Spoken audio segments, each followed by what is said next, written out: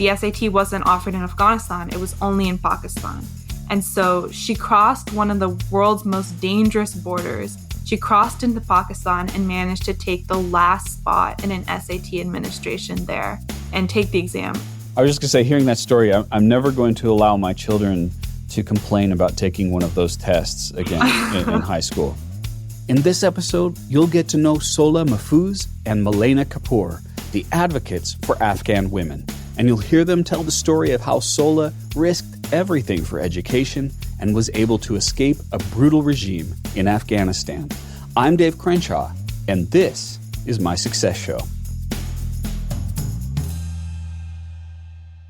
Welcome back, friends, to the Dave Crenshaw Success Show. This is where I speak to some of the most successful people I've met in my life's journey, and I'm on a mission to find universal principles of success that can help you and my family succeed.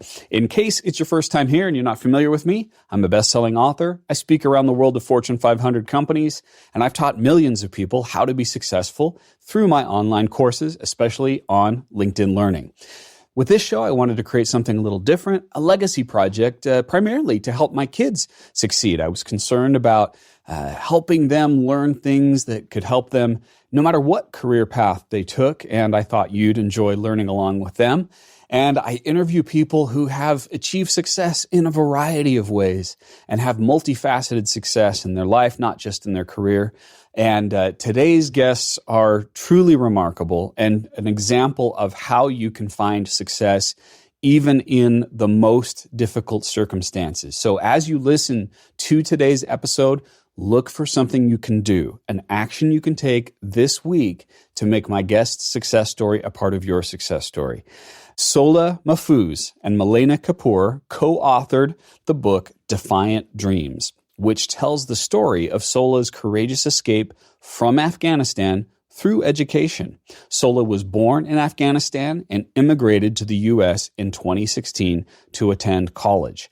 She is currently a quantum computing researcher at Tufts University Quantum Information Group. And Malaina is a writer from Redwood City, California, and she currently attends Stanford University. She's received national awards for her poetry, personal essays, and short stories. Sola and Malaina, welcome to the show. Thank you so much for having us. Yeah, I'm really interested in this story because it is different than some of the interviews that I've done. And what I love about it is my goal is to show how someone can be successful with a wide type of background, a variety of different careers and experiences. And wow, your experience, Sola, is very, very compelling, and I think shows that you can be successful in spite of perhaps the worst adversity that one can experience. So, first of all, where are you both located today? We're both in Stanford, California today. Great. What a beautiful part of the country. I really love the Bay Area out there. All right, so let's just dive right into this, Sola. Talk to us a little bit about what your life was like when you were young, when you were first growing up. That was in Afghanistan, correct? Yeah, so I was born in 1996. That's the time when Taliban were first time came into power. And at that time, just like now, women were not allowed to go to school. But luckily, I was a kid, and so I was shielded by the darkness outside. And then in 2001, the U.S. and its ally toppled the Taliban and prop up the new government, and the school reopened for girls.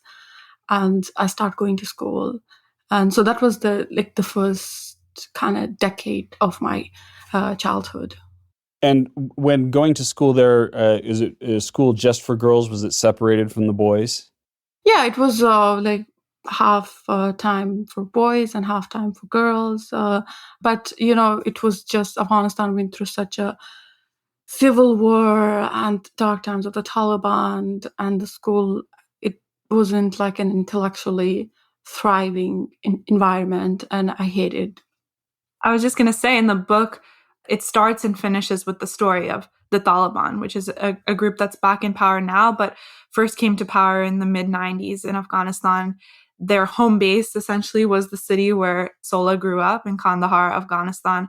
And so those early years, even though at the time she was such a young child, she wasn't really able to process what was going on around her. It was characterized by this really brutal regime that was trying to impose a version of extremist law and order on a country that had spent decades embroiled in wars and civil war. And so that meant things like executions in soccer stadiums. It meant that girls weren't allowed to go to school. It meant that things like television or photographs or even dolls were banned and punishable with violence. But, as Sola mentioned, and as we write about in the book, there's this real contrast between someone growing into themselves, being a young child. We tell stories in the book about her playing with her sisters, going outside in that thick heat to play in the fountain, but at the same time being shaped very quickly by that extreme environment around her, which, as she mentioned, starts to change, but was really a defining period. One thing that I've learned as a parent, and also as I reflect back on what it was like for me, there's a little bit of healthy blindness that children have where they're kind of not fully comprehending the gravity of everything that's happening around them. Was it like that for you, or were there instances from when you were young where you realized, wait a minute, this is bad, this is wrong, we are being oppressed? No, I don't think there was. It's only now that I think about it, because I think childhood in itself, I think it does distance you from the world. And so for me, it's almost like a parallel worlds. Like, this is how my country is going, but this is my experience because I am a child and because you're surrounded by the love of your parents, by the siblings and everything. So I think it does create a distance, which I think is, in some sense, it's a great thing to be a child, but then also you feel like you're deceived in some sense because you're like, oh, this is my experience, this is my memories, and then this was the reality, and how does that compare? Yeah, I think a really surprising story for me that we write about in the book, because I grew up in the United States, it's obviously very different, but we write about how when Sola was a young child, her father had promised to take her out for a Coca-Cola, and he was going to take her on the street and buy her that treat. But then suddenly she started hearing gunfire outside. And so instead of being scared, she just went over to the window and shut it because she didn't want her father to hear and kind of ruin her treat. Yeah. And of course, now you recognize what was going on. But at the time, you're just a child, even if that childhood is much more brief for children in Afghanistan. Exactly, yeah. And I do find that even though we might not fully appreciate it or remember it in the moment or later, it does have an impact. We do feel the trauma. We do experience that from those things. Did you see the impact with your family members? For example, you mentioned how you wanted your father to not hear the gunshot so you could go get the Coca-Cola. Did you see your mother, your siblings be affected by this in a negative way and sense their sadness as this was occurring? Definitely. For example, my mother, she was a professor at Kabul University at the time before the civil war and everything. And then the civil war happened and the Taliban. And then even though like 2001, the government was toppled, the new government was formed, but Afghanistan never went back to its formal, healthy self. And so with my mother, especially losing everything, and then my siblings too, for me, I would close the door, but one of my sister, because she, at the time of the civil war, her teeth would start clattering because of she remembered the civil war time. And also just my mom extra being careful, oh, we shouldn't laugh too much because they're going to be outside, we're going to be heard. So that's all the civil war trauma that was left behind. And I think for me too, I think it created so many questions that I'm still trying to figure those answers out. You mentioned your mom was a professor. So my assumption is that was taken away from her, right? She wasn't able to do that. But that being very educated, very accomplished, she was teaching you wonderful things and lessons and trying to help you and build you up. Can you talk a little bit about what her influence was in your life within the home? Yeah, I think first of all, it was very interesting because my mom was almost the only woman that I knew that she was, I mean, my aunts, but they were not living in Afghanistan. Like, she was the only one educated. And I think the way she talked was so different, and like the focus was different. But I think more so that, and then the stories that she would tell us about her childhood, her going to school, and all of those things of a different Afghanistan, I think that created like this, like our reality is not a fixed one. Like there was something different before, and then something can be different. And also I think my grandfather, my mom's father, was a huge influence. And even though I get to know him through my mother, the story that she told us about him, and how high importance he put in learning English in specific. And he would say, like, if you know English, it's like opening a window to the world. And that's what kind of led me to start doing that. Could you share another lesson or principle that you learned from your mother during that time, something that you still use today? I think my mom is very, very positive. And like, even when I was at that time, we would go to school and the outside world was still like kind of hostile. And then coming back home, there was this purity inside the home. And she just look at life with a very positive outlook and very calmness, like a lot of calmness. And I think that's something that I try to do, is that even though, and now, especially now I am like on a fellowship actually going back to Afghan history, and I knew the history, but now I'm kind of like trying to enter the consciousness of those times, the Civil War time and all of that. And now it's even more, I'm like, how did my parents were able to still live normal life? Because for the first 4 days, like just looking to the archive of the research, I just was so depressed and unhappy. And I think I started to appreciate them even more, that they have gone through this period, and yet they were able to give us a normal life. And I think in many ways, this is a story of Sola, but also her mother, a story of how the different moments in Afghan history have shaped the experiences of mothers and daughters, and the fact that Sola's mother experienced more freedoms in Afghanistan than Sola ever did. And now you see that pattern repeating. And, Sola was born into a world in which education was restricted, but I think you really feel the loss of that education through what her mother was going through. For instance, there's this story we tell in the book about during the Civil War, so before Sola was even born, how her mother had to wear a burqa for the first time. And the burqa is the most restrictive garment in the world for women, covers you from head to toe. Your eyes are even covered by this mesh screen. And so Sola's mother's young son at that time, Sola's brother, saw his mom for the first time wearing this. And he thought she actually was blind. And he would take her hand and show her the curb and try and guide her around the city. And of course, she could see through those crisscross slats a little bit. And so the family laughed at this young boy, who thinks his mother can't see. But I think in reality, his innocent assessment was correct, because in that moment, she had lost everything. And in a sense, she had gone blind. Wow. And that's what I'm feeling as I'm hearing this story, is how terrible that transition would be for someone who has had freedom to have it taken away. And it sounds like that's happened several times in the last couple of decades. Is that correct? Yeah. I mean, it was kind of normal life, and then the 50s, things start connected to the world more. Then kind of like more visible freedom started to appear. And then, the Civil War period just like put the country in a very dystopian dimension. And then the Taliban then kind of restored the order, but still like introduced their own darkness. And then the US and its ally was then created another kind of a little bit of freedom, but there was still so much still going on. It wasn't really like a freedom.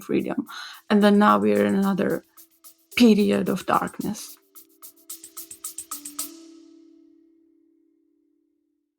No matter what your career is, your foundation of success begins with one thing: effective time management. And thanks to the generosity of Microsoft, you can get my entire course, Time Management Fundamentals, for free on LinkedIn Learning.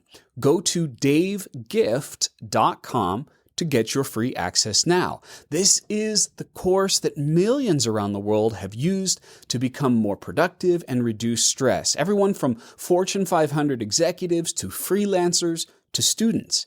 Now, it's the same coaching I've provided in person for tens of thousands of dollars per day, but you can get it for free on LinkedIn Learning. You don't need to provide anything to access it. No credit card, no email. Just go to davegift.com and start learning. Thank you so much, Microsoft and LinkedIn Learning, for your partnership. davegift.com. We've talked a lot about your mother. What was the influence of your father in your upbringing? Yeah, so my father was, his mother was very like strong and independent woman, and all of his sister went to school outside. So unlike a lot of other Afghan fathers in Kandahar, he gave us a lot of space for us to just who we wanted to be. And I think that's like a big thing, considering putting him in the context of Afghanistan in that time. I think having that space not taken away, even though if it's inside the house, is like something I really like appreciate. And yeah, I think that's wonderful that he provided that opportunity for you, which I think would lead to the courage that you expressed later on. What was one of the first moments where you, as an emerging teenager, realized how horrible things were, how much you were being oppressed? What's one moment that stands out in your mind where you went, wait a minute, this is not right? yeah, so, I was 11 years old. It was before I was a teenager. I was forced to stop going to school. And, a group of men came to our door and threatened my family if we continued going to school. But as I mentioned, I really didn't like school. And so initially it felt like, oh, now I can do all, even though it was a dramatic experience. But for my mother, she saw one generation of her kids not getting education, but she had so much hope for this next generation of her kids to be able to educate it, and that was also taken away. And she would often say, do you know how it feels for an educated mother to see her kids raised uneducated? And for me, like when I was 14, I began to realize what that really meant, especially when I would look at, I now began to have like so many questions. My brothers were going to school, and I would feel like they had this purpose. And for me, just like wake up the same day and like, what does it mean? Like, why I'm like that, and why is life like that? And by then, there were also the political atmosphere was also getting dangerous. There was suicide bombing exploding, and I've just felt the world outside was dark, and there was this suffocating feeling inside me. And I think that speaks to how brief childhood is for girls in Afghanistan, especially growing up in a conservative city like Kandahar, where Sola was, because essentially you exist as a daughter in your own home, but it was very common for girls to be married by 16. That was the norm. And so at that period where Sola was, we write about how she was essentially racing towards a new identity, but that identity was just going to be defined by whose husband she was. And so losing that education essentially became more than losing a place to go, maybe a place that as a kid she had complicated feelings about. It was about losing purpose and identity. Yeah, as I'm listening to this, I can't help but think of my own daughters. I have two daughters, one almost 15, one 11, both very bright, curious, and hard worker, and there's so much potential of what they may or may not do in the future, right? I'm just excited to see that. And the thought of them being in a place that oppresses their ability to express themselves and to be the best version of themselves is just, it's heartbreaking to hear that. For those who don't have any context, the question I'm asking is why? Like, what is it that this group that was in power, what is it that they're is driving that kind of decision to say, no, we don't want women to go to school? Could you, and perhaps this is a great question for you, Malaina, could you give us a little bit of perspective into what the motive is behind something like that? Sure. And I think Sola can speak to this too, but I think it's important to understand, especially from an American context, we sometimes think of Afghanistan just in terms of 2001 when the United States entered and we see the Taliban as the evil and the United States defeating them. And of course, in many ways, the Taliban was a literal embodiment of evil, but it's important to understand the history that came before that, which was essentially a civil war characterized by extreme, extreme brutality. First of all, intense bombing campaigns, infighting between these different warlord groups, and really a level of almost animalistic cruelty that it's unspeakable. And I think Sola is doing research on that time period now. And I did a lot of that, before starting this book. Really, the society had regressed so far. I would not even say regressed. It felt like a dystopian dimension. Yeah, absolutely. Mm-hmm. And so on that was the day-to-day life that people were living. And then the Taliban come on the stage and they have a couple of really high-profile moments where they rescue women who are victims of abuse, or they kind of take over territory. And so they start to look like law and order in a place that's actually, that's just terrorized by violence. But what became very clear very quickly is that their interpretation of law and order and rule of law was an adherence to an extremist interpretation of Islam. That's why, images or televisions weren't allowed. That's why there were these ancient punishments like stoning for women. And that's why they forbade girls from going to school. Is it because a woman should have a particular place in life and not be educated? Like, what is from their perspective, why women in particular get singled out like this? So the thing is, like, you have to look at to where they're coming from. So they're coming from like far away villages of Afghanistan, and that's what they have seen is that their grandmothers, they didn't go to school. Like, they were able to bring order with that worldview to Afghanistan. And so why would you just give up on that? Like, that's your... So I think trying to understand that makes it, at least that's, for me, helps understand them. Like, yeah. I asked the question because clearly it's wrong, but I always find it interesting to understand what's driving it in order to understand how to perhaps overcome it. The best way to overcome it is by understanding it. So let's get into that a little bit. So you were not allowed to go to school. Your mother's very educated. So I'm assuming education was still taking place at home, or were there other ways that you were getting schooling during that time? Yeah, so I did go to some English courses, but that too was brief. But when I stopped going to school, it wasn't like, oh, like I have to like educate myself. Like, it wasn't that thing. It's only when I was 14, I began to see my brother's life differently. And then I also start questioning life. Why it's the meaning of life? Why do I exist?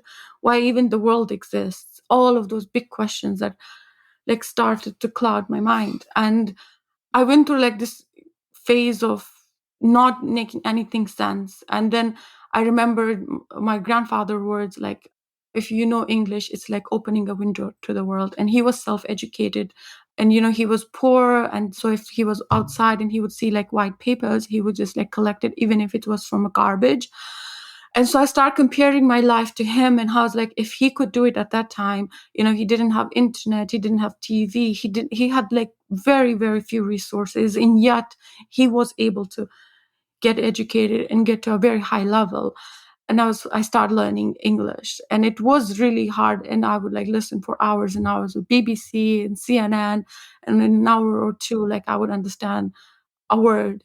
And I think it's important too to understand that as a woman in her household, even at that young age, Sola was required to cook and clean. And in many ways, all the women in that household, their lives revolved around that cycle. And so even when she began her education, it was listening to the BBC through earbuds while cooking and cleaning and doing dishes. It was eventually using a slow dial-up internet connection in the middle of the night because that was the only chance she had. And I think it's also important to think about, this is something we write about a lot in the book, is that yes, her mother was very educated, but that didn't always translate into just a blanket enthusiasm for Sola pursuing her education. And the reason for that is there's this conflict, right? Because education is dangerous for girls in Afghanistan. It was then and it is now.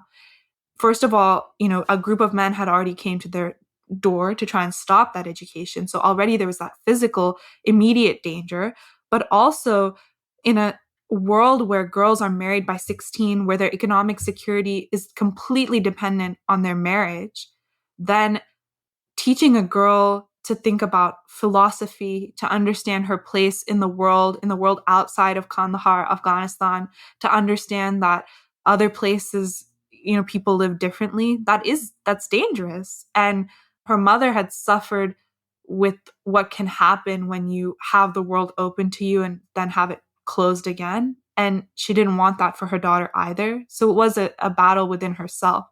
You used that word twice, dangerous. In what specific way? What was the consequence? What would happen to a woman that is educated and it's known? I would say it's less of a physical danger, but more of like because when you're aware of the world, when you know that whatever around you is happening is not normal and there can be something different, I think inside yourself you're suffocating, and when you the lesser you see, the more you accept. So it's more complex. But at the same time, I mean, there's stories we write about in the book about other girls who were going to school and were suddenly followed. Violence was everywhere in Kandahar. Yeah. And so just because the United States had defeated the Taliban didn't mean that there weren't sympathizers, so many sympathizers in a city that had been the birthplace of the Taliban. And so even if there wasn't a concerted effort to go door to door and find girls who are educating themselves, the danger was essentially always present. You mentioned things like the BBC and accessing the internet at night. Was that all forbidden? Was it forbidden just to women? What was the policy or the law at that time? There wasn't like a policy by the state or anything, but it's just like inside the home, like my brothers were going to school, so they would use the internet, and because I had to also do chores and stuff, so I could do it in the night. And the same thing with BBC, like it was there, like as long as we had like electricity, that was the problem. But if you had electricity, I could just sit and watch. I think also it's important to remember that much of Sola's childhood unfolded when the U.S. forces were in the country and the Afghan government was in power. And so the repression wasn't necessarily happening from the state level. But what we do write about in the book is the fact that, yes, this is a story about incredible perseverance and Sola's will to find an education, but also much of the story is predicated on luck because most families didn't have access to the internet. It was expensive. It was new. They were using dial-up at the same time when I was, growing up in the United States, logging on in a minute. And they used a generator oftentimes for electricity. Not oftentimes, all the time, yeah. For electricity. What was an everyday day like for you in that situation? Take us a little bit from the beginning of your day to the end at night. How were you spending your time? Because you weren't allowed to go to school, so what was happening? Yeah, so when I started educating myself, I would think about like what time, I don't have to do like, we have big families, so I have to do like work for like cooking and all of this. So I would think about, okay, I'll organize it in the morning.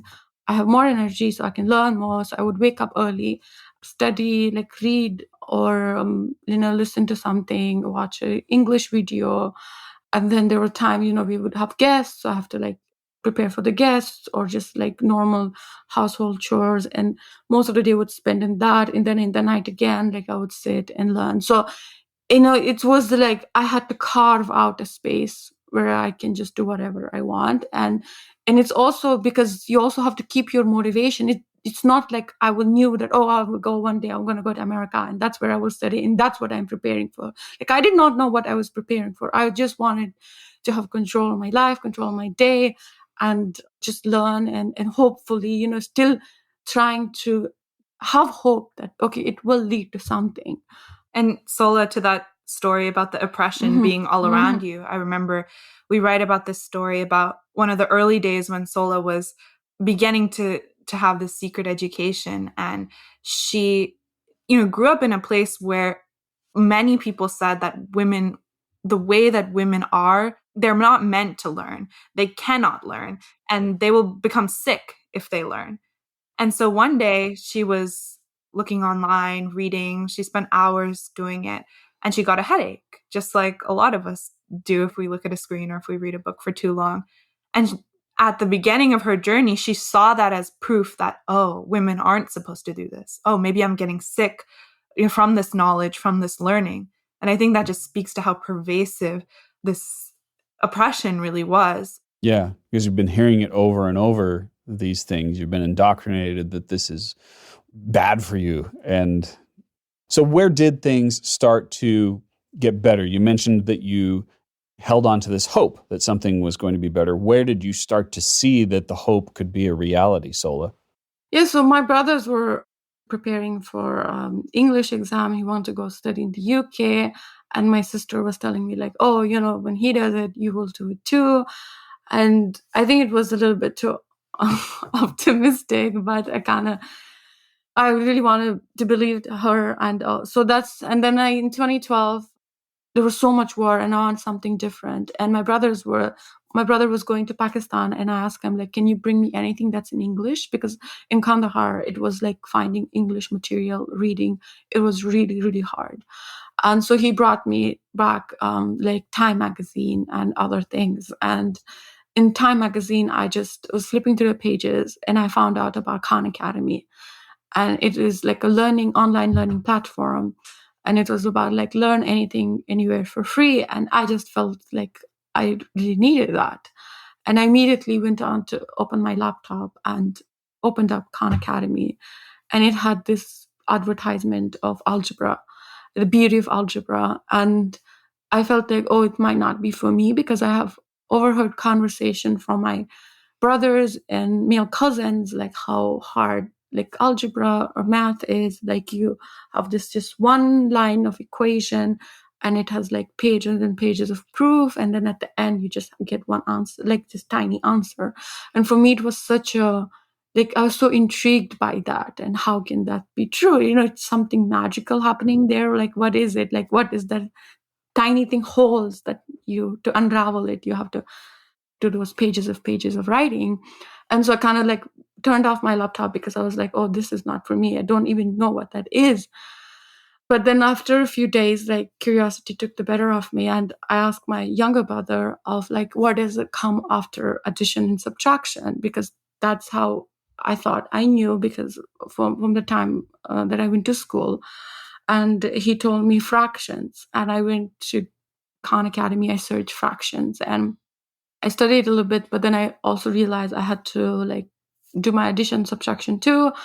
And I just got obsessed with learning math and science, because it was just so structured. And it just like every day I would be like, okay, I have to study this. And because at that time I was 16, and I just was like, oh, how stupid I am. I'm 16 and I still don't know any of those things. So I have to like learn everything's really, really faster. So I think from that moment on, I think the learning became something really different to me, and it just started to give me a really, really different purpose. And the fact that I was able to learn, I think it just like kept me going. And I just think I was beginning to see like a world opening up to me, at least in my own head. And this is the core of the book, basically, that when Sola was 16, she couldn't even add or subtract. But within 3 years of just using online resources, she was doing college level physics and calculus. And that's just an incredible story. Yeah, well, it shows a lot about your internal desire to learn. I think so many people get dependent upon the system, right? Oh, the high school is going to teach me everything I need to know. And then I'm going to go to college and they're going to teach me everything I need to know. Well, that's true, but it's you choosing to learn, you choosing to be teachable. That's what makes it work. And that's what it clearly was making it work for you, Sola. So kudos to you for that, having that gift and that ability. So where did this start to turn into an opportunity to actually leave Afghanistan? What brought that about? Yeah, so by then, like, I was spending at most like 8 hours a day of learning math and sciences, philosophy and physics, and then it became less about my place in the social world and more my place in the physical world. And I started studying like astronomy and astrophysics, and it's like in 2015, and I was like, okay, now I think I have enough, because I wanted to study in a university, and I was like, I can't just like forever be in my own room and just study. And I wanted to like apply to some colleges and study abroad. And by then my brother was studying abroad, and I was like, I have to like follow on his footsteps and do. But I didn't go to school, so I didn't have a high school certificate or anything. And so the first step was to get that. So yeah, just like trying to figure that out. Was there any risk associated with that? The idea is you're applying to a university in the United States, right? You've been doing all this stuff kind of clandestine because you're concerned about what the ruling group is going to do. So how did that work? Did it require some to be sneaky, or was it not that big of a challenge to send out those applications? I mean, I think the risk that we talk about in the book even comes before sending those applications, because as Sola mentioned, she was self-taught. And so the first step is just, how do you prove that education? And so first she tried to go to the local Ministry of Education and get a certificate. But the officials there wouldn't even look her in the eyes because she was a woman, let alone give her the right paperwork. So then she tried to take the GED, which is an exam we're familiar with. And she studied for that, only to realize that the exam wasn't offered in Afghanistan or in any neighboring countries. So there was no way for her to take that.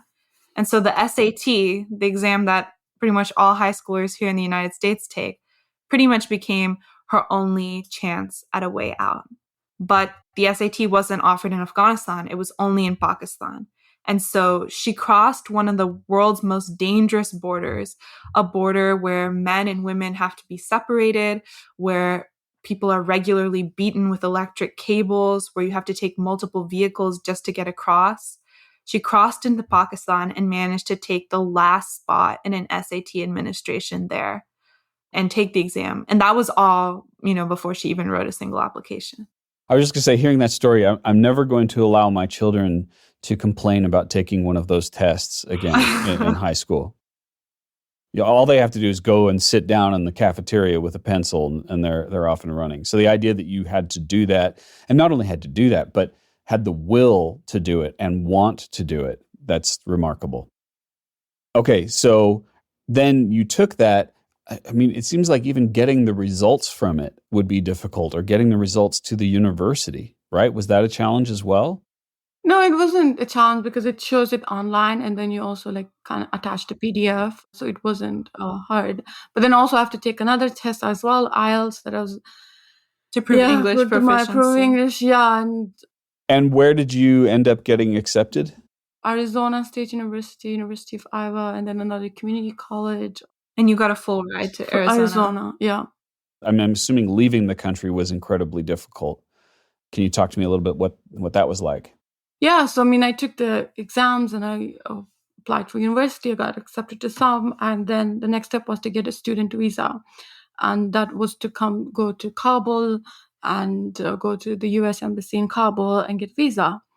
But when I went there, in a minute it was denied, and it's like the whole like world like shattered for me, because I spent years to come to this point, and this person just in a minute telling me that he can't give me a visa. And when I ask the reason why, he says like, I just don't think you're going there to study, you're just going there to immigrate. And this was the moment I realized how the outside world sees Afghans, just desperate to leave their country, and they're not serious about learning and education.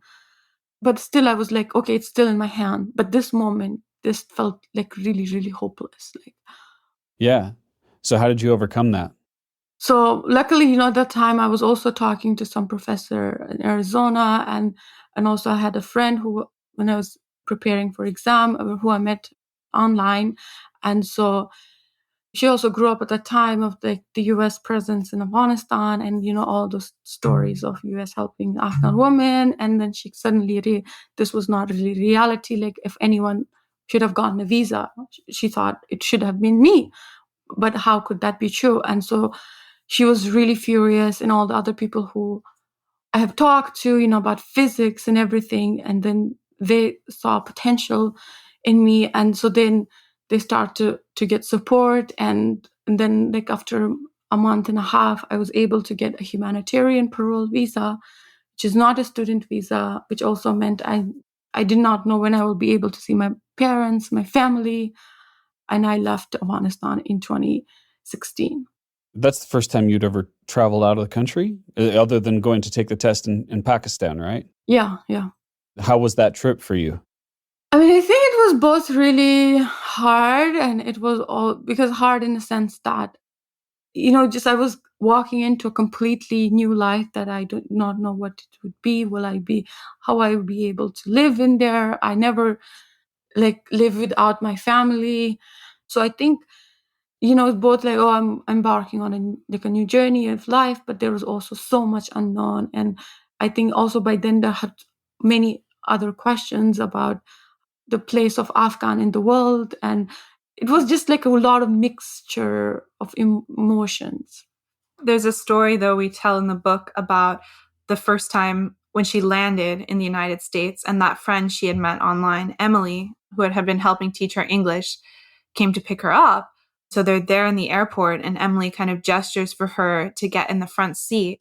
And at that moment, Sola kind of pauses because she's never sat in the front seat of a car before. And her friend Emily slides into the driver's seat, and she's never seen a woman drive.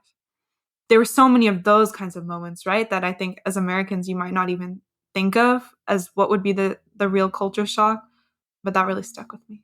What a story. Talk to me a little bit about how you clearly have succeeded in education here.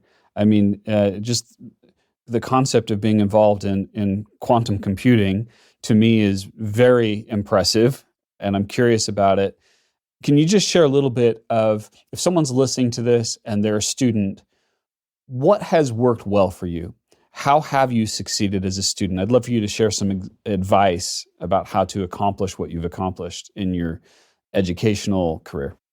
Yeah, as you mentioned before, like a lot of the time people rely on, someone else to teach them. But for me, it's also like paying attention to the world. I think the world is full of questions, and trying to interrogate and understand why it is the way it is. And for me, that either if it's in the social sciences world or in the physical science, is that, I want to understand something and I just get obsessed with it. It's like you should be able to put it together in your mind. Like it's easy to read an explanation, oh, this is this, but for me, it really is to kind of, first of all, I think reading different books, like even if it's the same topic, something that kind of sparks questions in your head, and then trying to answer it. And then you kind of, like, I have to reconstruct it in my head. And if I'm unable to do that, then I don't think I understand it. And I pursue it until I do it. And also, a lot of the time, we just think it takes a special person to do all of those things. But I really like this one quote by Richard Feynman, who was like a physicist. And he said, if one idiot can invent, another stupid can understand. So it's not like as a humans, we are not like, in some sense, we're all the same. So if one of us can invent it, the other one can understand it too. So I just think not putting at inventors or any people like that, like at a very high level, like see them as normal humans, and we're just trying to understand what they have done. Yeah.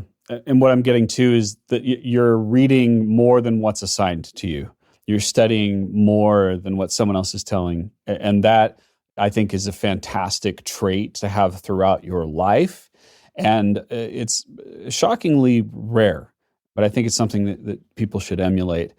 Could you give us a little bit of insight into what you do as a quantum computing researcher at Tufts? What does that mean? Yeah, so it's mostly, my work is theoretical, and it's about like developing algorithms and trying to see how is it better in some problems than classical algorithms, because that's what the whole paradigm of quantum computing is, that it speeds up like calculation for some really important problems. But we might not know exactly where that problems are, what are the details of the solutions are, and how it compares to classical algorithms. So that's what. Yeah, that's brilliant stuff. That's fascinating that you're involved in that. Last question. We could talk for a long time. What an amazing story. I'm curious. You both are touring around. You're doing interviews like this. You're bringing awareness to the plight of women in Afghanistan. What things are you doing to help? What are other things that you're doing to help as well women in Afghanistan? And what would you suggest people, like if I'm listening to this and I say, hey, I want to help, what are some things that we can do? Yeah, I mean, I think honestly, the most important thing is first just bringing awareness to what's happening in Afghanistan. So in 2021, the Taliban took over the country again. And what that meant for women was eventually the Taliban passed over 75 different edicts that banned girls from school, banned women from the workplace, but also most recently, banned women from beauty salons, one of the last places they could gather and make money, or stopped allowing female call-ins to radio or television shows. Basically, this attempt to erase women and women's identities from the public sphere entirely. And I think that that's a story that got coverage for a week or two in August of 2021, but it's something that continues to happen every single day. There are new edicts almost every other week. This problem hasn't stopped, and the situation is getting even more dire for women and girls in Afghanistan. And so the most important thing that we hope through this book is that people gain a very personal understanding of what it's like to be a woman in that country, not the fact that there are statistics like 2.5 million girls denied an education or political analyses, but what is it like to be a mother who watches a child grow up uneducated? What is it like to watch your school be taken away from you? And so that's really our hope with this book. And what I would say to other people is seek out these stories. Don't turn away from the stories of Afghan women, because what we saw is actually when the Taliban first took over, there was this period where there was engagement and nothing had quite yet happened. The Taliban had taken power, but they hadn't began to impose these edicts. And it was really once the world's attention turned away that we saw this radical transformation. And I think that speaks to the responsibility we all have, because if we start to normalize this kind of oppression, we all lose so much. I think for me, like really understanding my country's own details of the histories and all of that, and also trying to create a platform that will hopefully help Afghan women to create their own knowledge and what they see as an empowerment and how the world can help back with it. So yeah, I'm in the early stages of thinking in that way, and hopefully there will be something to share with the world and see what they can do to amplify that. Well, thank you so much, both of you, for bringing attention to things that I certainly wasn't aware of. I just knew things were bad. And I think a lot of people in the U.S. are like that, or even other parts of the world as well, right? We know it's bad, but we don't really understand what's going on. And I really appreciate you sharing this with us, making the book available, Defiant Dreams. So at the end of every episode, I do something a little different, because as an educator, as someone who teaches productivity and leadership, my perspective is it's not just about what we heard, but it's about what we do. So what I'm going to do now is I'm going to pull 3 things that I heard from your story, Sola, that illustrate how to be successful. And they're things that someone can do right now, this week, not a year from now, but something they can implement right now so they can make your success story a part of their success story. And then what I'd like you at the end, and perhaps one from each of you, is add one action that someone can take this week to do something to be more successful. Sound good? All right. Mm-hmm. Okay, so here is the first thing that I wrote down. And I'm actually going to call on the example of your mother for this. You mentioned how she created a positive space. She created a positive outlook in the home, even when things were going on terrible around you. She created a sense of calmness. And I think that that is a trait of great leadership. And anyone can think about this. If you're at work or something's in your family where there's chaos happening around you, you can be someone that is positive, that is calm, and helps the people around you feel like they can succeed and do better by making that choice. So just consider how you could bring a little bit more calmness, a little more positivity to your leadership style.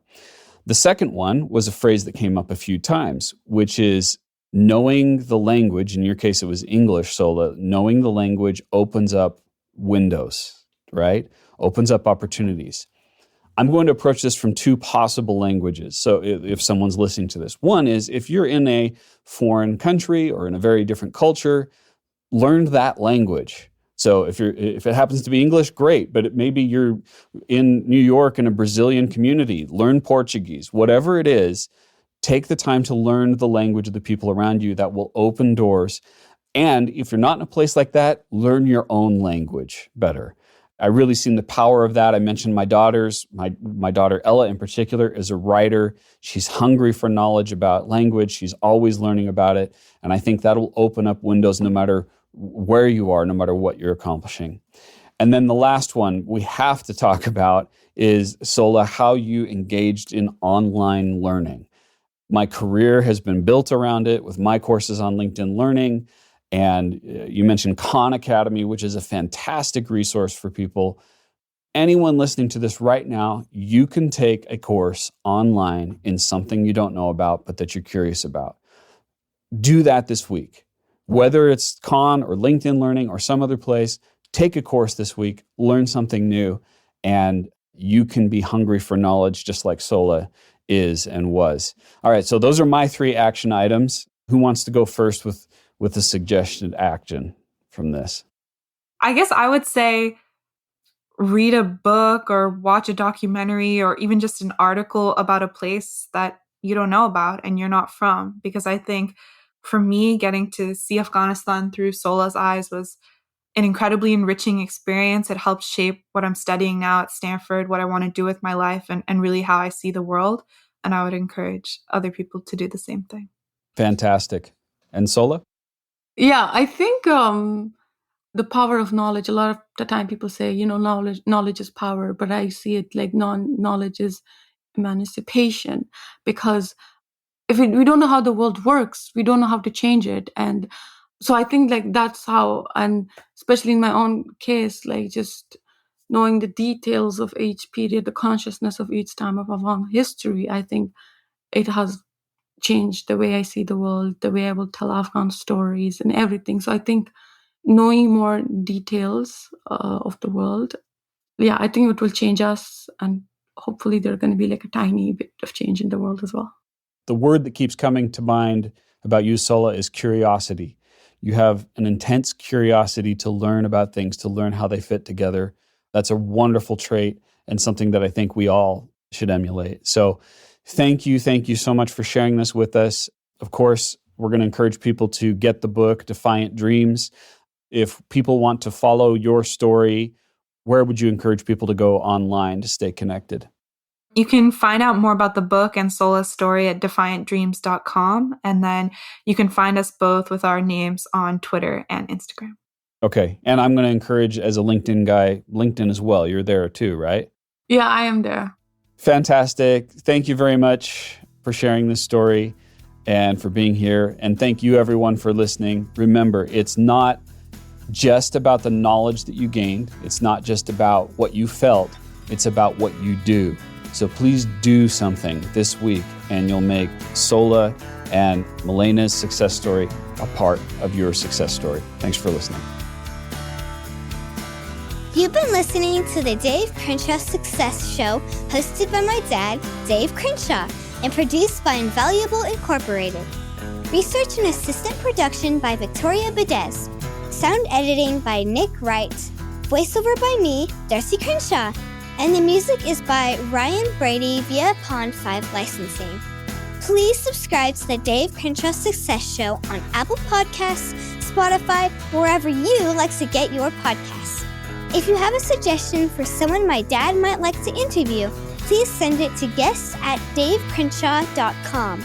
And please don't forget to leave us a 5-star review. See you next time.